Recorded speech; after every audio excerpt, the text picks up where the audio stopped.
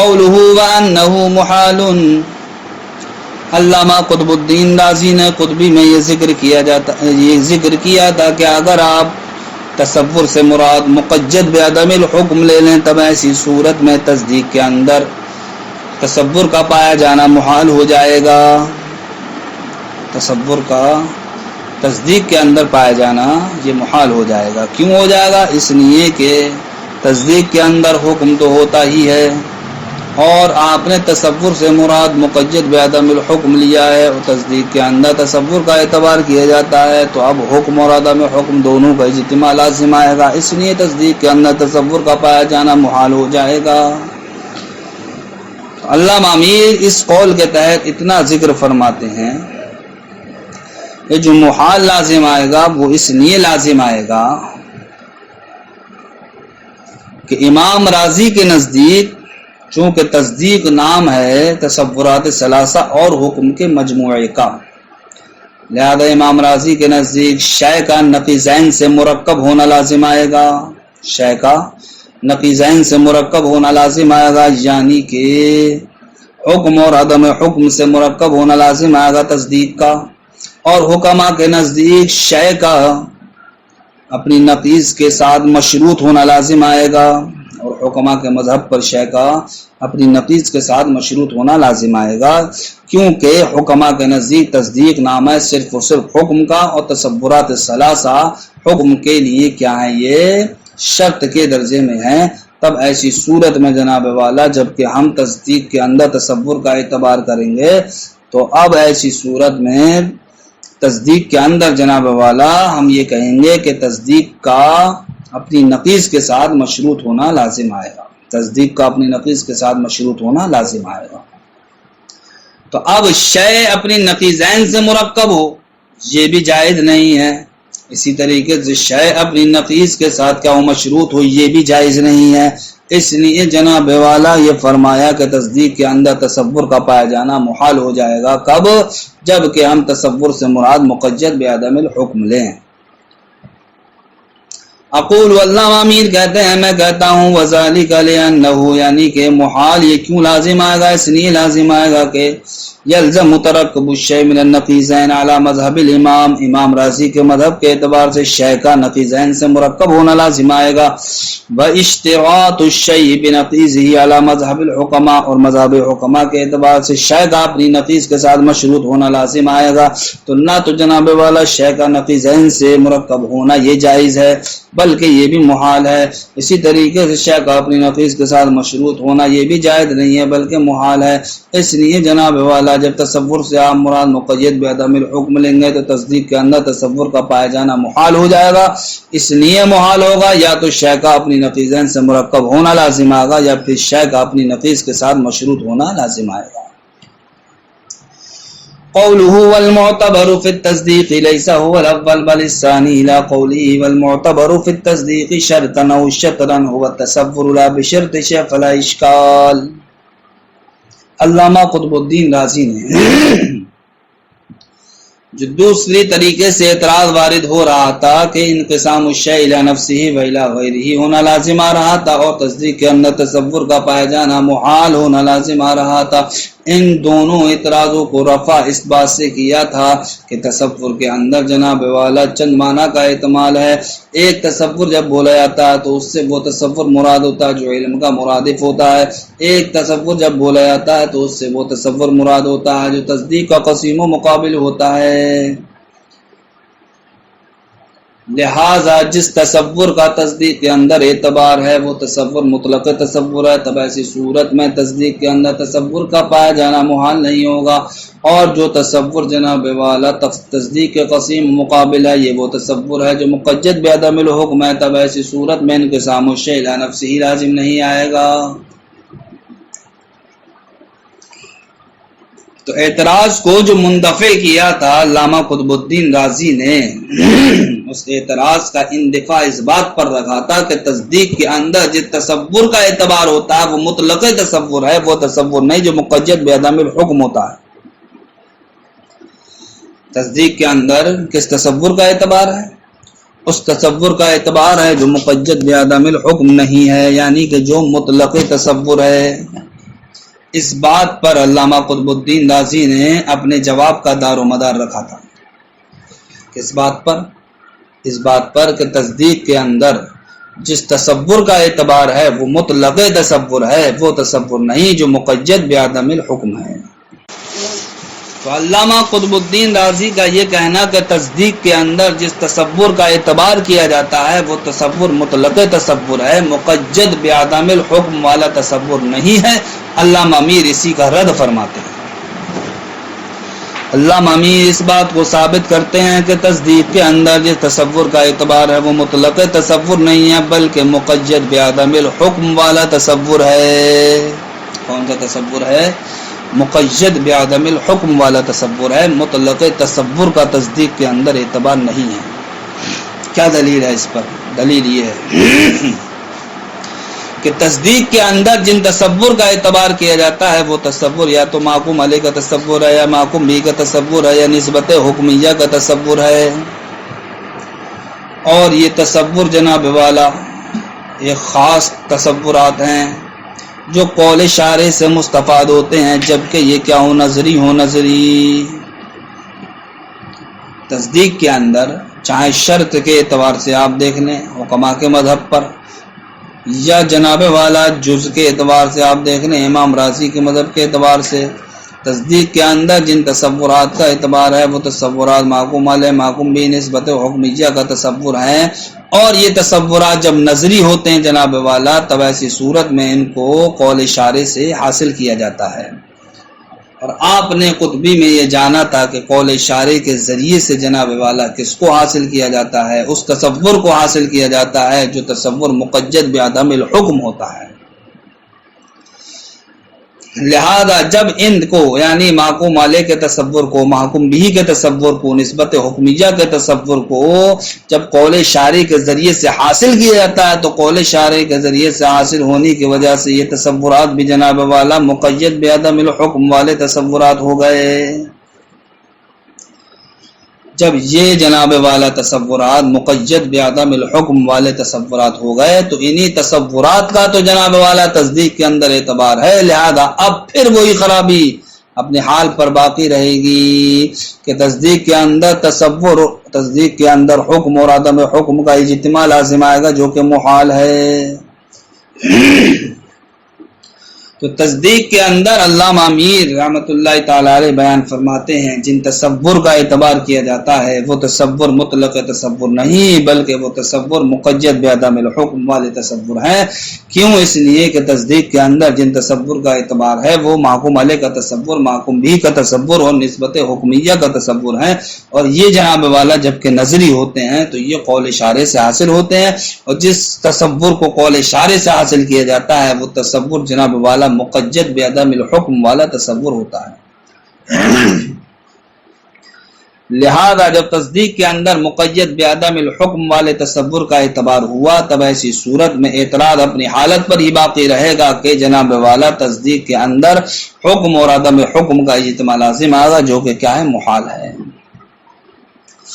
فرماتے ہیں قولو علامہ امیر میں کہتا ہوں فیہ بحث، اس میں کیا بحث ہے؟ کیوں؟ لأن المعتبر فی التصدیق، اس لیے کہ تصدیق میں جن تصور کا اعتبار کیا گیا ہے شرطن کائے کے اعتبار سے، شرط کے اعتبار سے، او شطرن یا پھر جناب والا شطر یعنی جز کے اعتبار سے، وہ تصور المحکوم علیہ وہ محکوم علیہ کا تصور ہے، وہ تصور المحکوم بھی اور محکوم بھی کا تصور ہے، وہ تصور النسبت الحکمیہ اور نسبت حکمیہ کا تصور ہے، وکل واحد من هذه تصورات اور ان تصورات میں سے ہر ایک تصور خاص مستفاد من القول الشارع ایک ایسا خاص تصور ہے جو مستفاد ہوتا ہے قول شارع سے، اذا کان نظری جبکہ وہ کیا ہو؟ نظری ہو، اور ہر وہ تصور جس کو قول شارع سے حاصل کیا جاتا ہے وہ تصور کون سا تصور کہلاتا ہے؟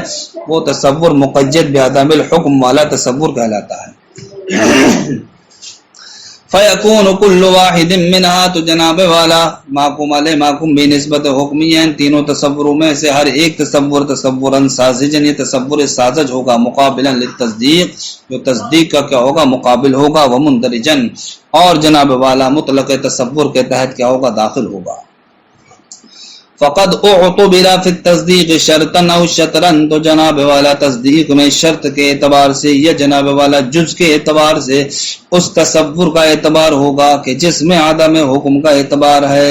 فالاشکال باقی بحال ہی، تو اشکال اپنے حال پر ہی کیا رہے گا، باقی رہے گا۔ یعنی کہ جو اعتراض وارد ہو رہا تھا کہ تصدیق کے اندر جب تصور پایا جائے گا مقید بعدم الحکم والا تو اجتماع نقیضین لازم آئے گا، تو اب بھی جناب والا اجتماع نقیضین لازم آئے گا۔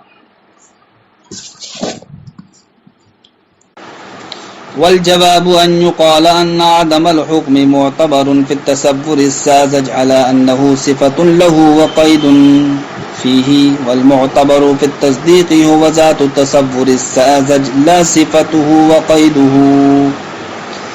یہاں سے علامہ میر اسی اعتراض کا اب جواب بھی عنایت فرماتے ہیں کہ ہاں یہ بات تو ضرور ہے کہ تصدیق کے اندر جن تصور کا اعتبار کیا جاتا ہے وہ تصور مقید بعدم الحکم والے ہی تصور ہیں، وہ تصور مقید بعدم الحکم والے ہی تصور ہیں، لیکن پھر بھی اجتماع نقیضین لازم نہیں آئے گا۔ اس لیے لازم نہیں آئے گا جناب والا ایک ہوتا ہے موصوف، ایک ہوتا ہے اس کی صفت۔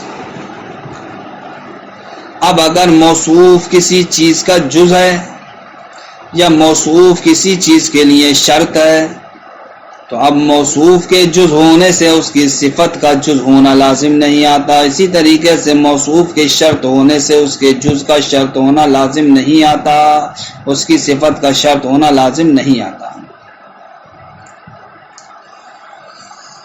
مثلا تخت کے وجود کے لیے لکڑی کے پٹلے، یہ کیا تخت کے اجزاء ہیں؟ تخت کا وجود کائے سے ہوتا ہے؟ پٹلوں سے ہوتا ہے، کیلوں سے ہوتا ہے، پاؤں سے ہوتا ہے۔ تو اب یہ لکڑی کے پٹلے تخت کے لیے کیا بنے؟ یہ بنے تخت کے جز، لیکن یہ پٹلے کیا ہیں؟ موصوف ہیں، ان کی ایک صفت ہے، وہ صفت کیا ہے؟ صفت وجود۔ وہ صفت کیا ہے ان کی؟ وجود۔ تو اب تخت تو جناب والا تخت کے لیے لکڑی کے پٹلے یہ تو کیا ہے؟ جز ہیں، لیکن لکڑی کے پٹلوں کی صفت جو وجود ہے، یہ وجود یہ تخت کا جز نہیں ہے۔ کیوں نہیں ہے؟ اس لیے نہیں ہے کہ اگر ہم اس وجود کو بھی جناب والا جز مان لیں اس وجہ سے کہ صاحب لکڑی کے پٹلے یہ تخت کا جز ہیں، لہذا اب لکڑی کے پٹلوں کو جو صفت ہے وہ بھی کیا بن جائے؟ تخت کا جز بن جائے۔ تب ایسی صورت میں تخت کا امر اعتباری ہونا لازم آئے گا، کیونکہ صفت وجود جو ہے یہ امر اعتباری ہے۔ تو امر اعتباری ہو جائے کیا خرابی لازم آئے گی؟ خرابی یہ لازم آئے گی کہ جب تخت امر اعتباری ہو جائے گا تو اب ایسی صورت میں آپ تخت سے جا کے ٹکرا جائے گی تو چوٹ نہیں لگنا چاہیے آپ کو۔ حالانکہ ہم دیکھتے ہیں جب تخت سے جا کے ہم ٹکرا جاتے ہیں تو چوٹ لگتی ہے، جس سے ہمیں پتہ چلا کہ تخت امر اعتباری نہیں ہے۔ تو تخت امر اعتباری کیوں نہیں ہوگا؟ اسی وقت نہیں ہوگا جب کہ ہم یہ تسلیم کر لیں کہ ہاں تخت کے لیے تخت کے پٹلے یعنی کہ لکڑی کے پٹلے یہ تو جز ہیں تخت کا، لیکن لکڑی کے پٹلوں کی جو صفت ہے وجود، وہ صفت وجود تخت کا جز نہیں ہے۔ اسی طریقے سے جناب والا اگر کوئی موصوف کسی شے کے لیے کیا ہو؟ شرط ہو، شرط،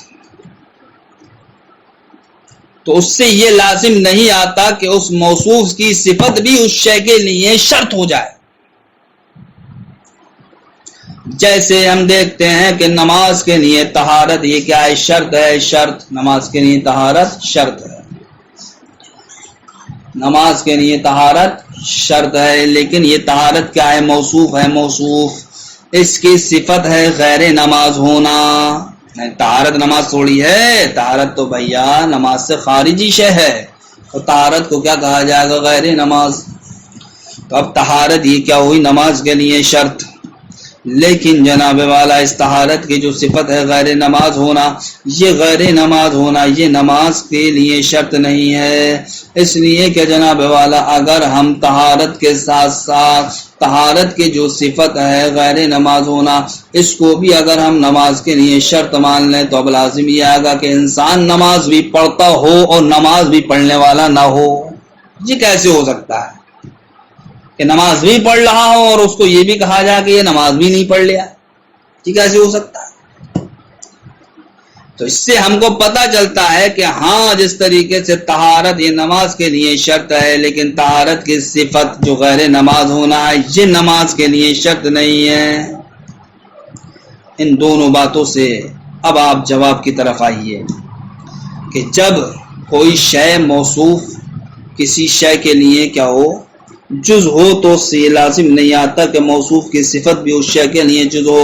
اسی طریقے سے جناب والا جب کوئی موصوف کیا ہو شرط ہو کسی شے کے لیے تو اس سے یہ لازم نہیں آتا کہ اس موصوف کی صفت بھی کیا ہو شے کے لیے شرط ہو۔ جب اتنا آپ نے سمجھ لیا تو اب آئیے علامہ میر کے اس جواب کی جانب جو علامہ میر نے جواب دیا ہے۔ تصدیق کے اندر مقید بعدم الحکم کا تصور کا اعتبار بھی ہے، پھر بھی محال لازم نہیں آ رہا ہے۔ وہ جواب یہ ہے کہ تصدیق کے اندر ہاں مقید بعدم الحکم والے تصور کا ہی اعتبار ہے، لیکن اس تصور کی ذات کا اعتبار ہے، ذات کا اعتبار نہ کہ اس تصور کی صفت کا، یعنی کہ اس تصور کی صفت جو مقید بعدم الحکم ہونا ہے اس صفت کا اعتبار نہیں ہے، بلکہ صرف نفس تصور یعنی ذات تصور کا اعتبار ہے۔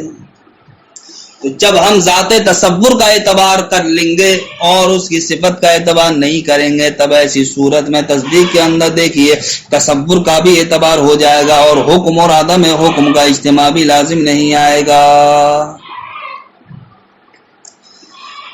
والجواب وہی ارشاد فرماتے ہیں جواب یہ ہے کہ ان یقال کہا جائے ان عدم الحکم کے حکم کا نہ ہونا معتبر فی التصور الساذج، تصور ساذج میں معتبر ہے، علی انہ اس بنیاد پر کہ انہ صفت لہ کہ یہ حکم کا نہ ہونا یہ تصور کی صفت ہے، وقید فیہ اور تصور کی کیا قید ہے، والمعتبر فی التصدیق اور تصدیق میں جو معتبر ہے وہ ذات التصور الساذج وہ نفس تصور ساذج ہے یا تصور ساذج کی ذات ہے، لا صفتہ نہ کہ اس کی صفت، وقیدہ نہ کہ اس کی قید، یعنی کہ مقید بعدم الحکم ہونا یہ تصور فقط کی، یعنی کہ محکوم علیہ محکوم میں نسبت حکمیہ کی جس کو ہم نے تصور مقید بعدم الحکم مانا ہے۔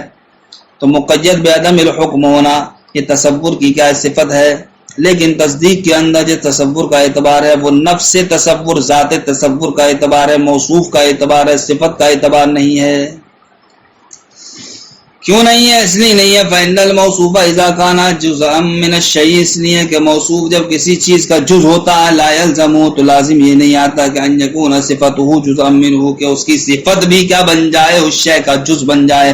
الا ترى کیا تم نہیں دیکھتے کیا تمہاری پھوٹ چکی ہیں ان قطع الخشب اجزاء للسرير کہ لکڑی کے پٹلے یہ تخت کے لیے کیا ہے اجزاء ہیں، اجزاء، اور ان پٹلوں کے لیے کیا ہے ایک صفت وجود ہے، وہ صفت وجود جناب والا تخت کے لیے جز نہیں ہے، ولیسا کون تلک القطعی اور ان پٹلوں کا وجود جزءا منہ یہ جناب والا تخت کا جز نہیں ہے، وقد الحال اسی طریقے سے حال شرط میں ہوگا، یعنی کہ یہ جز اور شرط کے اعتبار سے تفسیر جواب کی اس لیے کی جا رہی ہے کہ ان تصورات کا اعتبار امام راضی کے نزدیک جز کے اعتبار سے تصدیق میں اور حکما کے نزدیک شرط کے اعتبار سے ہے۔ تو اب آپ جز کے اعتبار سے لیں تب بھی موصوف کا اعتبار ہے صفت کا نہیں، شرط کے اعتبار سے لیں تب بھی موصوف کا اعتبار ہے صفت کا نہیں۔ فرماتے ہیں دوسرا حال اسی طریقے سے حال شرط میں ہے، یعنی کہ اگر تصورات یہ کیا ہوں شرط ہوں تصدیق کے وجود کے لیے تب بھی جناب والا اس وقت بھی اب ہم خرابی سے بچ جائیں گے، محال سے بچ جائیں گے، اس لیے کہ قاعدہ ہے کہ اگر موصوف کسی شے کے لیے کیا وہ شرط ہو تو اب اس سے یہ لازم نہیں آتا کہ اس کی صفت بھی کیا بن جائے اس شے کے لیے شرط بن جائے۔ وقد الحال فی الشرط، اسی طریقے سے حال کیا ہے شرط میں ہے. فعند الموصوف اذا كان شرطا للشيء، اس لیے کہ موصوف جب کسی شے کے لیے شرط ہو، لا يجب ان يكون صفته شرطا له، تو اس سے یہ لازم نہیں آتا کہ اس موصوف کی صفت بھی اس شے کے لیے شرط ہو جائے. فاذا قلت، اس لیے کہ جب آپ نے کہا الانسان کاتب فجزء هذا التصدیق، تو اس تصدیق کا جز کیا ہے جناب والا، او شرط ہو، یا اس تصدیق کی شرط وہ تصور الانسان، وہ انسان کا تصور ہے. وہذا تصور فی نفسی، اور یہ تصور فی نفسی موصوف بعدم الحکم، متصف عدم حکم سے. کیوں؟ لأن الحکم لم یعرض له، اس لیے کہ حکم ابھی اس کو عارض نہیں ہوا ہے. کیوں؟ اس لیے کہ بل انما عرض لمجموع الادراکات الثلاث، کیونکہ حکم جو عارض ہوتا ہے وہ دو ادراکات ثلاثہ کے مجموعے کو ہوتا ہے، اور یہ تو جناب والا ایک ہی تصور ہے، محکوم علیہ کا تصور. لیکن هذه الصفات خارجۃ عن ماہیت التصدیق، لیکن جناب والا جو مقید بعدم الحکم ہونا، یہ تصور کی صفت ہے، یہ صفت کیا ہے؟ تصدیق کی ماہیت سے خارج ہے. وموصوفہ، اور اس کا موصوف ہو، وذات ذالک تصور، وہ جناب والا اس تصور کی ذات ہے، ذات داخل فی، جو تصدیق میں داخل ہے. فلا یلزم ترکب التصدیق من الحکم ونقیضہ، تو اب ایسی صورت میں لازم نہیں آئے گا کہ تصدیق مرکب ہو حکم اور اس کی نقیض سے، بل من الحکم والموصوف بنقیضہ، بلکہ اب اس وقت لازم یہ آئے گا کہ تصدیق مرکب ہو حکم سے اور حکم کی نقیض کے موصوف سے، حکم کی نقیض کے موصوف سے.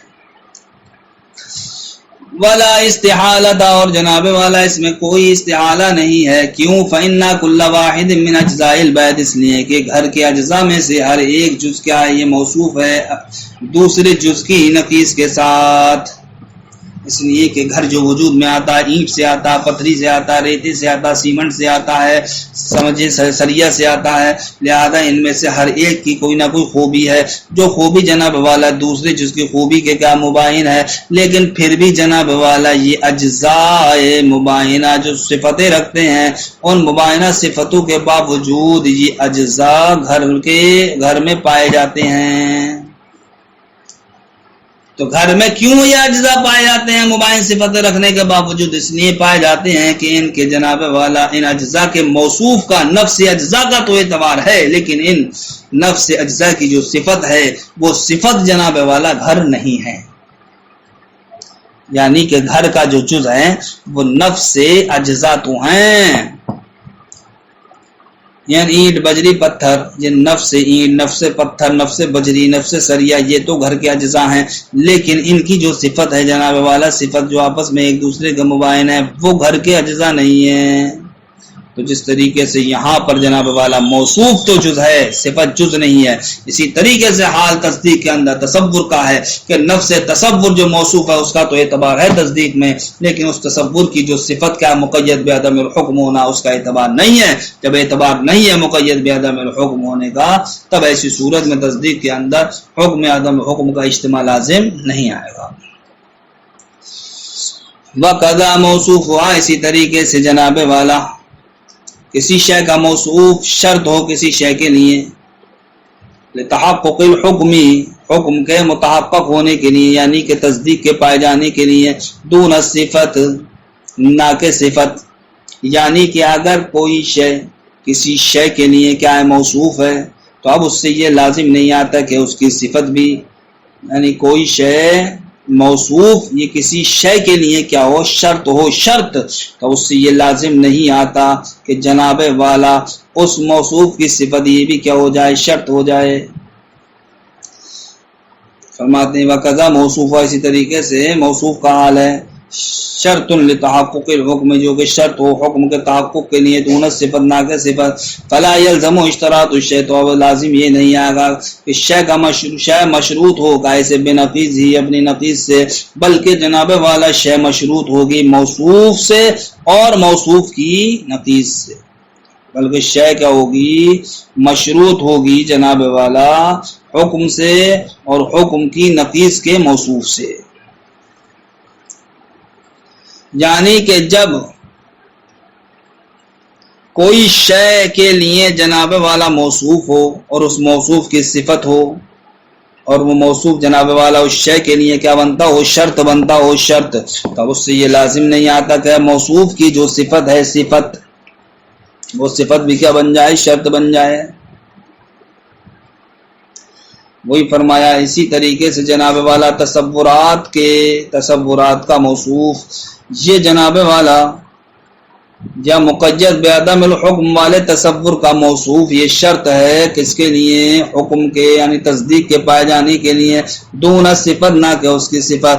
فلا یلزم، تو اب اس وقت لازم یہ نہیں آئے گا کہ اشتراط الشے کے شے مشروط ہو گئی بے نقیض ہی، اپنی نقیض کے ساتھ. بل بالموصوف ہی بے نقیض ہی، بلکہ اس وقت لازم یہ آئے گا کہ شے مشروط ہوئی اپنی نقیض کے موصوف کے ساتھ. فلا استحالۃ فی ذلک، اذن اس میں بھی کوئی استحالہ نہیں ہے. کیوں؟ اس لیے نہیں ہے کہ ہم دیکھتے ہیں کہ طہارت نماز کے لیے کیا ہے؟ شرط ہے. لیکن جناب والا طہارت کی صفت کیا ہے؟ غیر نماز ہونا. تو وہ غیر نماز جناب والا یہ نماز کی شرط نہیں ہے. اس لیے کہ اگر ہم اس کو شرط مان لیں تو انسان نماز پڑھتے ہوئے بھی یہ کہلائے گا کہ وہ نماز نہیں پڑھ رہا ہے. تو جس طریقے سے جناب والا طہارت نماز کے لیے شرط ہے موصوف کے اعتبار سے، اور اس کی طہارت کی جو صفت ہے غیر نماز ہونا وہ شرط نہیں ہے نماز کے لیے، ٹھیک اسی طریقے سے تصورات ثلاثہ جناب والا یہ تصدیق میں پائے جاتے ہیں لیکن موصوف کے اعتبار سے پائے جاتے ہیں، اور ان کی جو صفت ہے مقید بعدم الحکم ہونا وہ شرط نہیں ہے تصدیق کے لیے. فرماتے ہیں ولا استحالۃ فی ذلک، اذن اس میں بھی کوئی بات محال نہیں ہے. کیوں؟ اس لیے کہ نماز کی شرط کا طہارت تھی، جیسے کہ طہارت ہے مثلا موصوف، یہ موصوف ہے بانہ لیس بصفۃ، اس بات سے کہ طہارت نماز نہیں ہے. هذا هو التحقیق الذي افاده الشارع قدس سرہ فی شرحہ للمطالع. فرماتے ہیں یہ جو میں نے تحقیق آپ نے سامنے پیش کی ہے یہ وہ تحقیق ہے جس کی شارع قدس سرہ نے اپنے شرح مطالعے میں اس کا افادہ کیا ہے، اس کو ذکر فرمایا ہے. تو اب آپ یہ کہہ سکتے ہیں جناب والا اتنے دن سے آپ یہی گھوٹتے چلے آ رہے ہیں کہ تصدیق کے اندر جس تصور کا اعتبار ہے وہ مطلق تصور ہے، نہ کہ مقید بعدم الحکم والا تصور. اور آج آپ نے یہ بات ثابت کی ہے اتنے دن کے بعد کہ تصدیق کے اندر جس تصور کا اعتبار ہے وہ مقید بعدم الحکم ہے. تو اولاً ہی آپ نے ہمیں کیوں نہیں بتا دیا کہ تصدیق کے اندر جس تصور کا اعتبار ہے وہ مقید بعدم الحکم والا تصور ہے، نہ کہ مطلق تصور.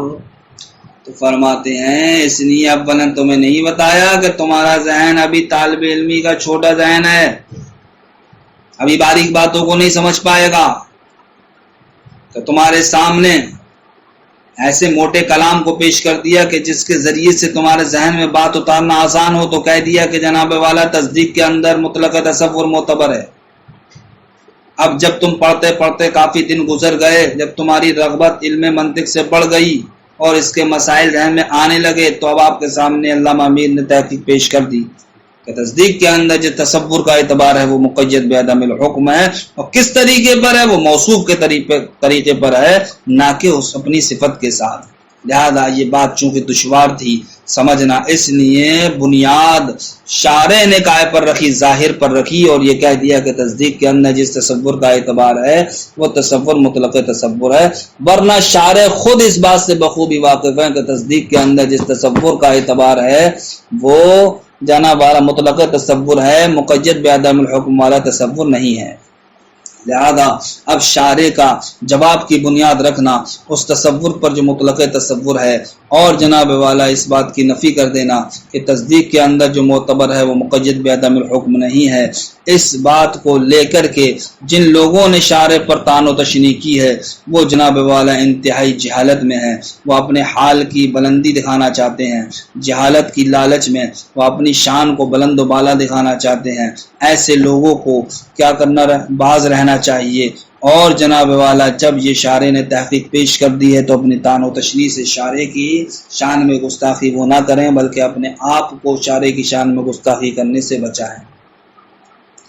یعنی کہنے کا مطلب یہ ہے کہ ایسا نہیں ہے کہ شارع کو معلوم نہیں تھا کہ تصدیق کے اندر جو تصور کا اعتبار ہے وہ مقید بعدم الحکم ہے. معلوم تھا، لیکن پھر بھی شارع نے کیا کہا، تصدیق کے اندر جو تصور کا اعتبار ہے مطلق تصور ہے، وہ طالب علم کے ذہن کی اعتبار سے کہ نیا نیا طالب علم کا ذہن ہے. ابھی وہ اس مسئلے کو جو باریک مسئلہ سمجھ نہیں پائے گا، اس لیے وہاں پر شارح نے کلام کی بنیاد ظاہر پر رکھ دی۔ وَإِنَّمَا بُنِيَ الْكَلَامُ هَاهُنَا عَلَى مَا هُوَ الظَّاهِرُ، چونکہ اس کلام کی بنیاد یہاں پر رکھی گئی ہے اس پر جو کہ ظاہر ہے فی التقسیمات، تقسیمات میں، یعنی کہ ان المعتبر فی کل قسم، کہ معتبر ہر قسم میں، ہوا مورد القسمہ، وہ مورد قسمہ یعنی کہ مطلق تصور ہے۔ یہ کیوں کہہ دیا؟ تقریباً الی فہم المبتدی، یہ طالب علم کی سمجھ سے اپنے کلام کو قریب کرنے کے لیے۔ فمن شنع علیہ، تو وہ جس نے شارح پر طعن و تشنیع کی ہے، فی امثال هذه المواضع، ان مواضع کی جگہوں میں، فذلک من فرط جہلی، تو وہ انتہائی جہالت میں ہے، بعلو حال، یہ اپنے حال کو بلند و بالا دکھانا چاہتا ہے، اور طمعہ من الجہلتی، اور جناب والا جہالت کی وجہ سے لالچ میں ہے وہ، اعتقاد رفعت شان ہی، اور اپنی شان کی رفعت کا وہ کیا معتقد ہے، بتضعیف مقال ہی، شارح کی بات کو سست کر کے۔ حالانکہ ایسا نہیں ہے، شارح اللہ نہیں ہے، شارح بھی جانتے ہیں تصدیق کے اندر کس تصور کا اعتبار ہے، لیکن پھر بھی انہوں نے یہ ذکر کیا کہ تصدیق کے اندر مطلق تصور کا اعتبار ہے۔ کہ طالب علم کی سمجھ سے اپنی بات کو قریب کرنے کے لیے کہ مطلق تصور جب کہیں گے تو جناب والا طالب علم آسانی سے سمجھ لے گا، اور اگر اولاً ہی یہ کہا جائے گا کہ تصدیق کے اندر مقید بعدم الحکم والے تصور کا اعتبار ہے، اور وہ موصوف کے طریقے پر نہ کہ صفت کے طریقے پر، تو یہ چونکہ بات کیا ہے، بہت باریک ہے، لطیف ہے، یہ اولاً طالب علم کے ذہن میں نہیں آتی، اس لیے شارح نے بنیاد ظاہر پر رکھی، اور جنہوں نے اس وجہ سے شارح کی طعن و تشنیع کی، علامہ امیر ان کا رد کر رہے ہیں کہ ایسے مقام پر شارح پر طعن و تشنیع نہیں کرنا چاہیے۔ السلام علیکم ورحمۃ اللہ وبرکاتہ۔